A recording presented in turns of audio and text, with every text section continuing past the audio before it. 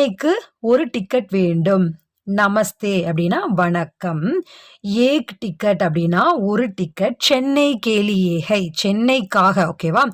ஏக் ticket Chennai கேலியே சாகியே, ஒரு ticket வந்து சென்னைக்காக வேண்டும் அப்படின்றதா வந்து இந்த வேர்டு. இப்போ நம்ம வந்து எப்படி சொல்லுவோம் தமிழ்ல, சென்னைக்கு ஒரு டிக்கெட் வேண்டும், ஓகேவா?